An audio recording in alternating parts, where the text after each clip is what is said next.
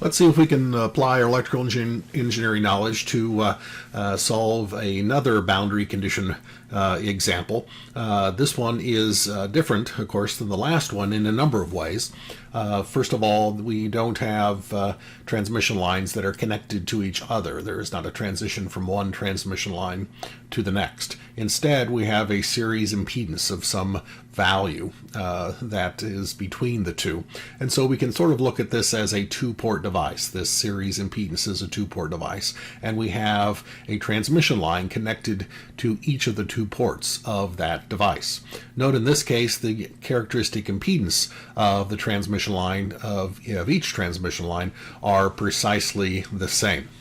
Likewise, notice that the transmission line on the right is terminated in a, quote, matched load, a load numerically equal to the characteristic impedance. And of course, that would enforce the condition that there is no wave that is traveling from that load back toward the input of this port.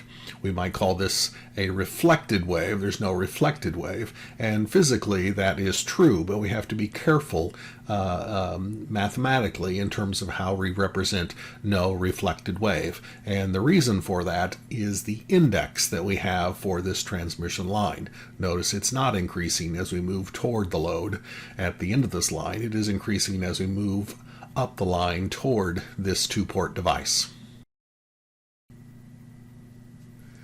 So in this case, we have two different indexes. We call one Z1 and the other Z2. And these are two different numbers. They have no meaning with respect to each other.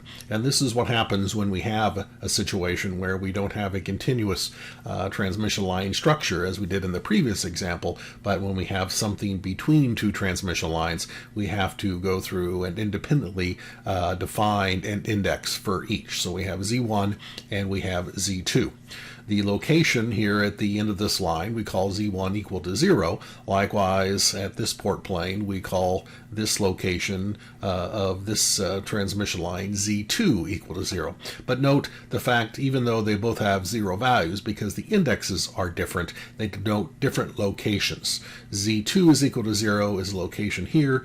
Z1 is equal to 0 is a location here. These two locations are not the same because they are not connected to each other. There is a device between them.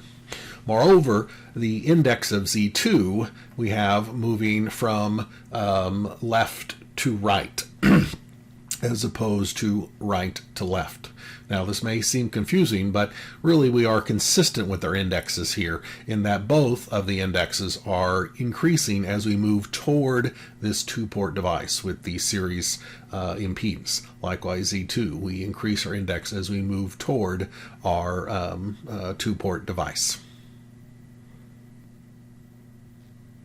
So you might ask, why do we write the index in this way? And this is a very typical index when we have transmission lines connected to a multi-port device. The index for each is independent, Z1, Z2, Z3, for example, the numeric index, position index, and the indexes are defined as increasing as they move toward that multi-port device.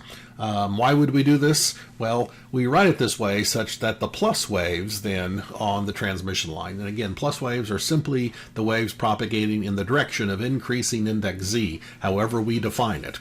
But in this way, the plus waves are the waves that are propagating toward the ports of the device, and so they are the incident wave on those ports. The plus waves are the incident waves if we make the indexes increasing as we move toward the ports of our multi-port device.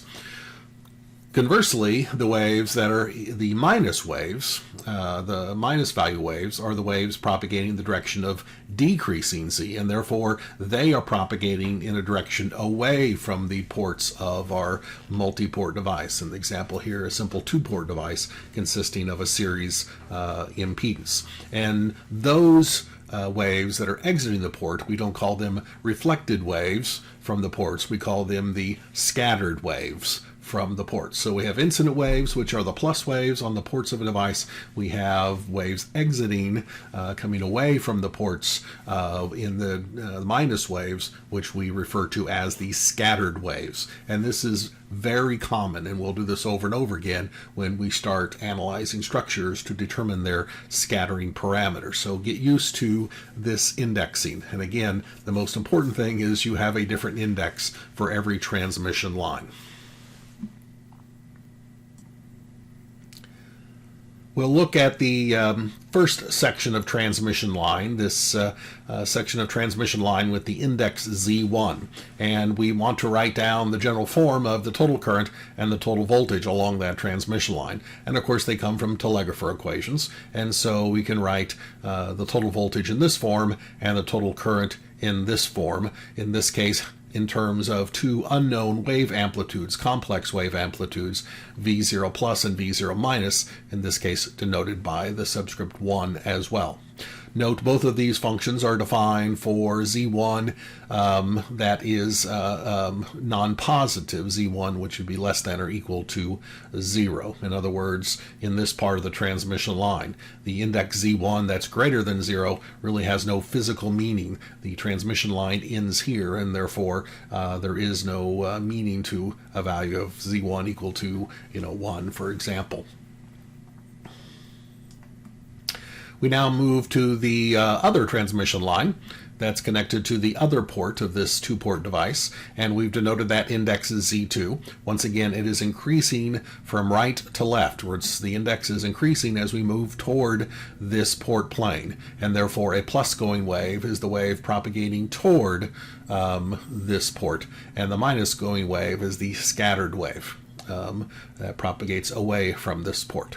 Now, in this example, we've terminated this transmission line with a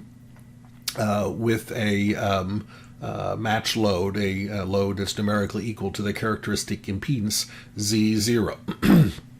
And so we say the wave reflected from this load is equal to 0, and that's correct. The wave reflected from this load is 0.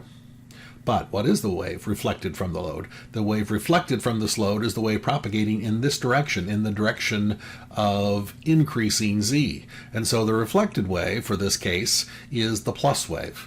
And this is very important for you to get straight in your mind, and I try to emphasize it throughout the course, that terms like incident unreflected are with respect to some device. Terms of plus wave and minus wave are with respect to some index. And so we can't simply say the plus wave is always the incident wave or the reflected wave or the scattered wave, of course, because the thing that's incident on one end of the transmission line is the wave that's reflected from the other, and vice versa. And so the first boundary condition we can conclude from this, since our plus wave on the second transmission line is 0, that the complex wave amplitude V02 plus is equal to 0. And that's the boundary condition that we get from the end of this line. And we can write this down directly. We don't need to go through and solve anything. We know, use our special case, because this is a special case, we know that there is no reflected wave, and in the case here with this index, the reflected wave is the plus wave, which is 0, which means, of course, this amplitude must be as well. So just to emphasize again this idea that the plus wave is 0 in this example. This is a match load, and therefore the wave that's reflected from this load is 0, and so it's the wave moving in this direction is 0. But the wave moving in this direction is the plus wave, because it's moving in the direction of the increasing index. And once again, I emphasize, you need to make sure that you get this straight in your mind, that you have to think now, what is the reflected wave in this case? Is it the plus wave or is it the minus wave? It all depends on the index. Again, the incident does not, incident on this load is the wave going this direction, but this is the wave that's incident on the port on the other side. So we simply cannot map the terms incident or reflected onto a plus or minus wave. You have to think about each case and make sure that you are mathematically stating what is physically true. So now we can write the solution to the telegrapher equations for the second transmission line, and here's the general form in terms of our unknown wave amplitudes V0 plus and V0 minus. We just now determined, though, that V0 plus is equal to 0 because this transmission line is terminated in a matched load, and therefore there is no wave propagating in the direction of increasing z. These values are equal to 0. So we set them equal to 0, and that reduces the complexity of our result for both the total voltage and the total current. In each case, the unknown wave amplitude, there's only one now, is the V minus wave amplitude. V0 2 minus is the unknown, or the unknown value in this case. Now, one really important point that students oftentimes stub their toe on is, again, this is the correct statement for the total current. You don't need to change it because the index is going from left to right or right to left. All right, it's the same results as we've always had before.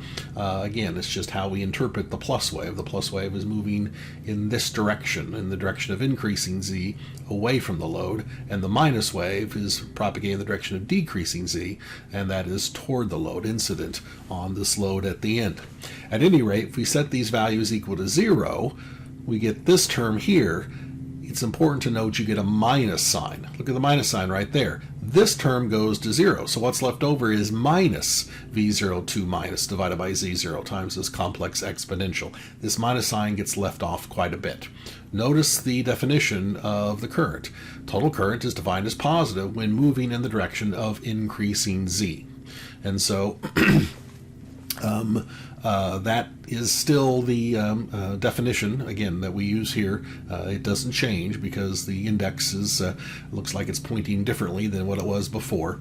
But the ramification is when we have no plus wave, that there is a minus sign in the current result. Again, be very careful when you go through and evaluate these kinds of problems. Oftentimes, students will leave off that minus sign.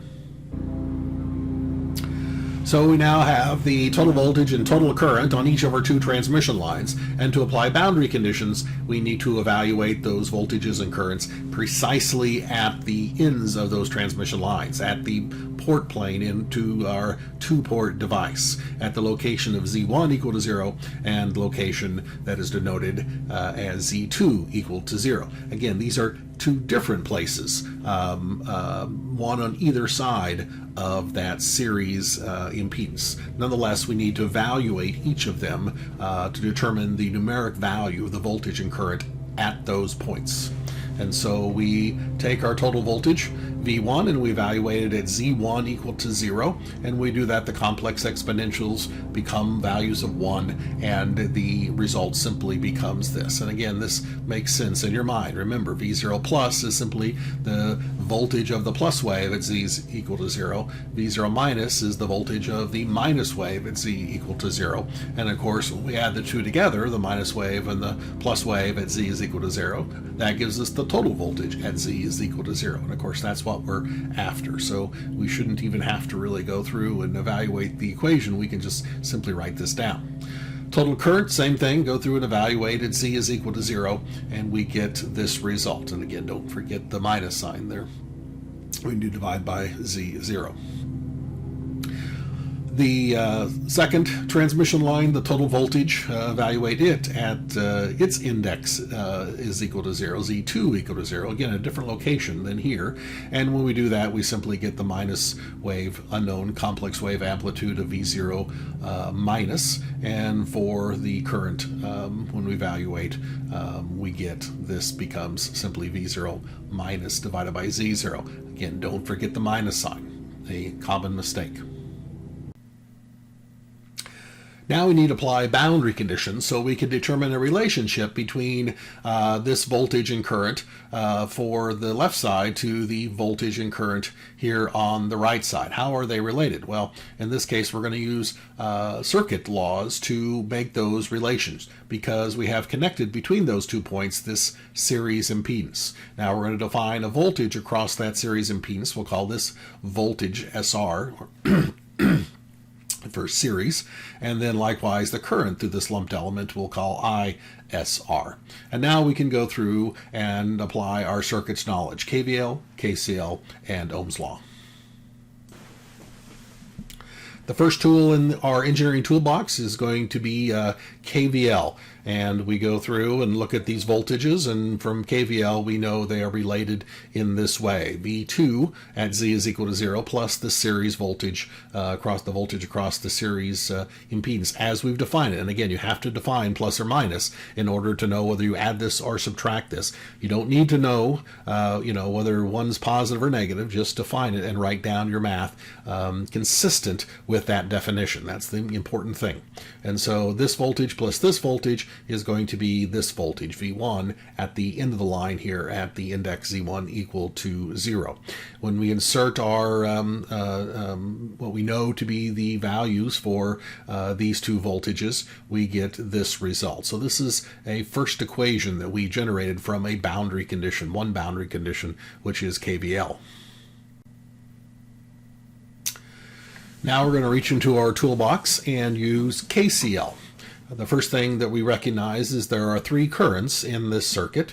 This current I1 at Z is equal to 0, the current I2 at Z is equal to 0, and again, make sure you get your arrows correct, because to use KCL, you have to write KCL in terms of how we define positive current. Again, I define positive current through this impedance as flowing from left to right, but I could have defined it the other way. You just make sure that you have to define it and then write your math consistently with that definition.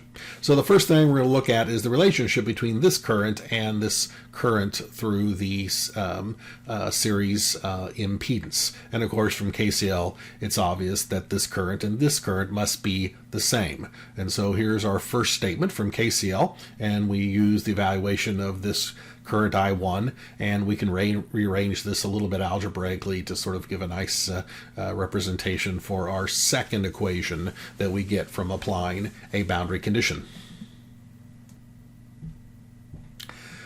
Now let's apply KCL once more. We want to find a relationship for this current I2 at the end of the line at the index Z2 equal to 0 to the structure inside.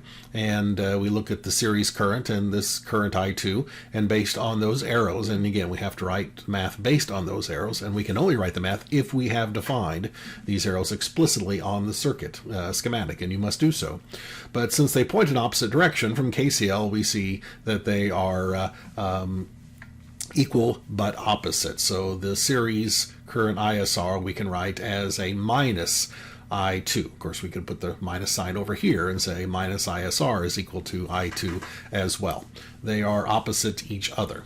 And so let's go ahead and insert the relationship for I2 that we found from the telegrapher equation. We'll drop it in there, and nicely the minus signs have then basically been turned back into a plus sign, and so we can rewrite this algebraically in a very concise way. So here's a third equation that we found from a boundary condition. These are all physical statements about how these values must be related to each other. We collect up our knowledge that we've gotten from applying boundary condition. We have these three fine equations. The problem is we have three equations and we count them. We have 5 unknowns. And so what do we make of these equations? How do we solve them? Where are the other 2 equations? Well, one of the equations that is missing comes from the fact that the transmission line of the first transmission line at the very beginning is not defined. On the second transmission line, at the end, we say we have a matched load, but what about on the first transmission line? What is it connected to? Well, it's undefined, and therefore we cannot determine unambiguously the values of all these wave amplitudes numerically.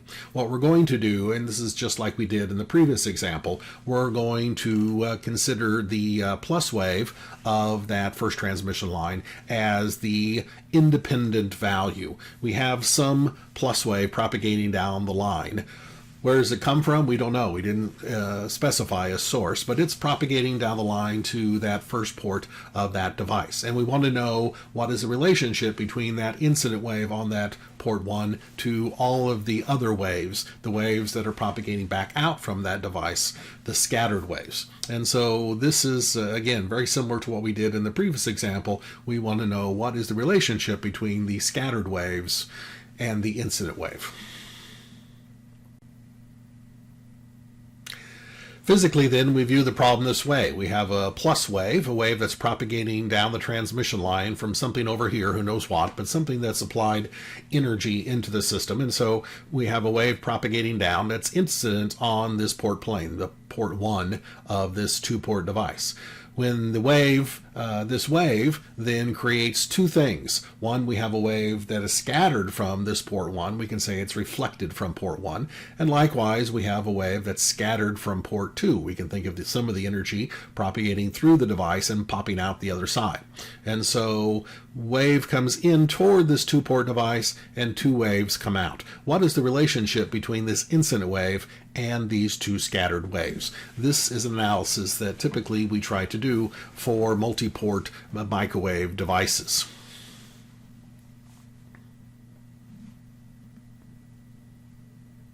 So we declared V01 plus as the, declared that to be the independent variable, essentially the source variable, and we're trying to find everything else in terms of it. But remember, we had 5 unknowns and 3 equations, and so we still have a problem in trying to solve for the 4 dependent values. And the reason that we aren't able to determine those 4 values yet is that we've left off our device equations.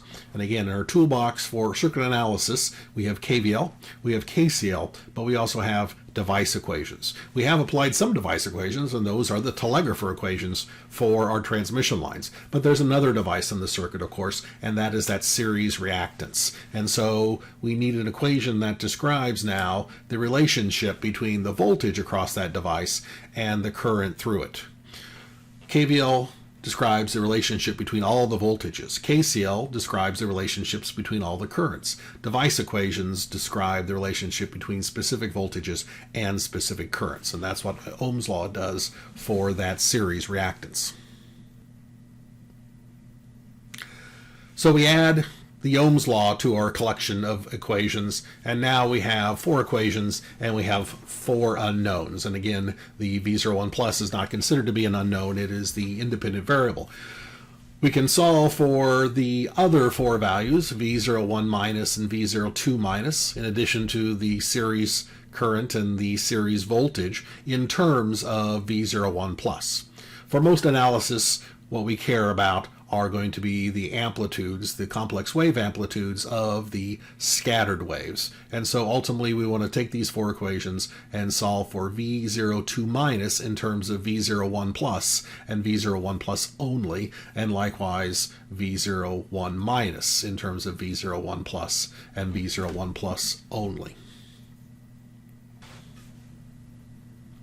And again, I recommend solving this algebra on your own sheet of paper and a pencil. What we find is we have variable names like this. It's very difficult to do on a calculator, and it's not that hard to do with the pencil and a sheet of paper. So go through and start inserting equations. And again, our goal is to try to solve for V2 minus and V1 minus in terms of V1 plus and V1 plus only. And by V1 plus only, I mean we need an expression that does not include the voltage across the impedance, nor does include the current through the impedance. Those are 2 of the unknowns that we could try to solve for, but we want to make sure our results don't include that.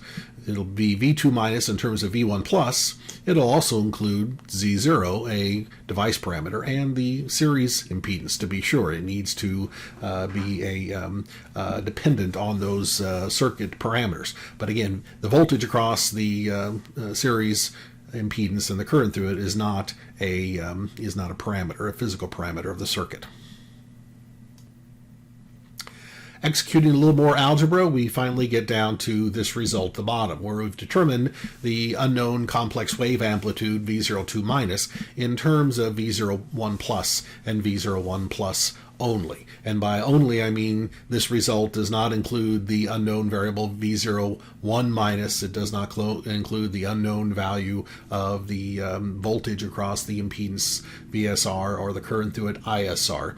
It includes the unknown value and independent in terms of the one independent value V01 plus, and the remainder of these values are physical descriptors of the circuit, Z0 and the impedance, series impedance. So make sure when you get a result that you've gotten rid of all of the unknowns except for the one independent value, in this case V0 plus. A tiny bit more algebra, we can determine likewise the second value that we are attempting to determine, and that is the wave amplitude, unknown wave amplitude, complex wave amplitude of V01 minus in terms of V01 plus and the physical parameters of the circuit and the physical parameters of the circuit only. And so we can collect our two results here in this blue box. Oh, I should say, and this is typically how we represent. We go through and take the ratio of V02 minus, and the numerator being the dependent variable, and normalize it by V01 plus, which is the independent variable. So the ratio of V02 minus to V01 plus, and the ratio of V01 minus to V01 plus. And notice those ratios depend only on the physical characteristics of the circuit itself. Again, one of the nice things about these analysis is you can perform Sandy checks. In the last example, we took our results and plugged them back into our boundary conditions to make sure that we did the algebra correctly. And I would encourage you to do that for this example as well, or any problem that you try to analyze. Take your results and plug back into your original statements and see if the boundary conditions are indeed satisfied. Another thing we can do from from a Sandy check is to go through and look at the results and say, do they include only the physical parameters of the circuit itself? Again, no extraneous currents or voltages or variables that you haven't determined. I see that a lot. Again, they have to be dependent on the physical parameters, the impedances and the and the links and whatever physical descriptors we have of the circuit.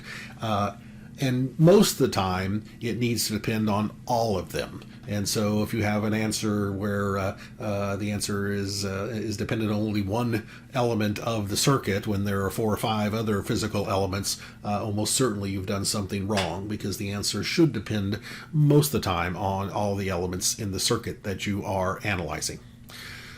There's a third kind of Sandy check that you can do frequently in these examples, and that is to evaluate a case where you know what the answer is. And so sometimes we call this an asymptotic evaluation. We take a value and, generally speaking, take it to 0 or take it to infinity.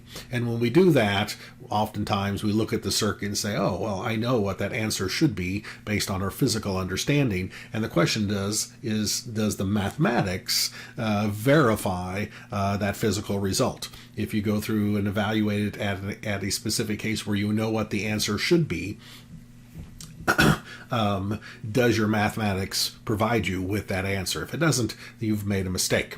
So how might we do that in this case? If we look at this circuit, we have the series impedance. Well, there are 2 impedances that we could evaluate this result for, where we know what the answer should be.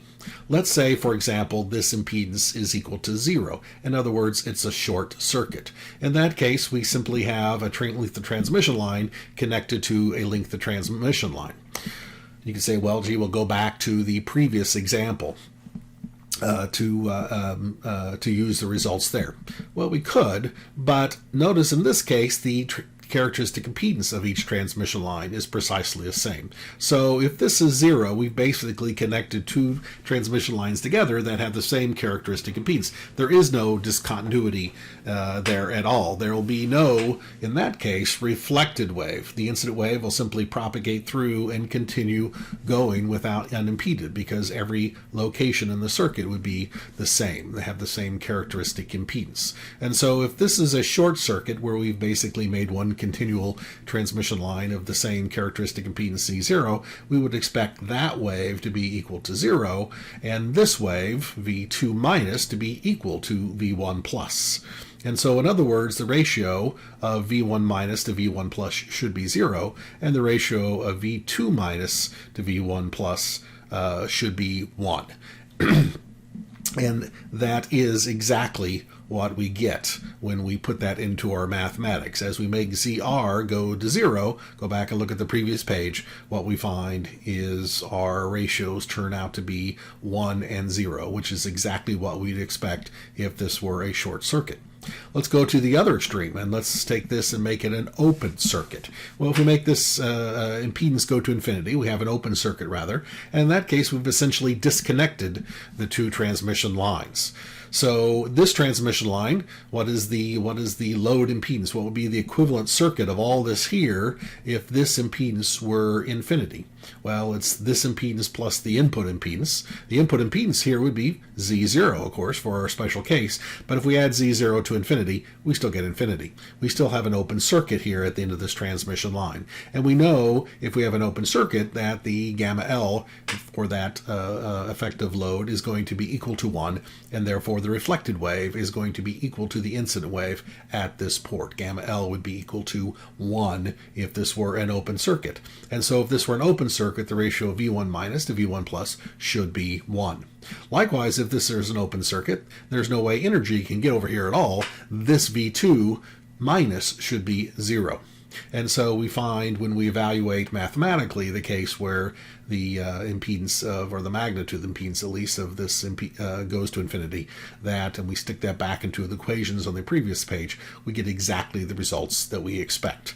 V2 minus is equal to 0, V1 minus is equal to V1 plus because of the open circuit. So oftentimes you can do that. If you have a analysis where you have variables that are free variables and don't have a numeric value associated with them, think about, is there something I can set this to where I can look at this circuit and know what the answer should be, and then verify mathematically that's what you get. Usually we set something to 0, or set something to infinity, or we set something to the characteristic impedance Z0, and that simplifies the circuit down to something where the results are easily determined.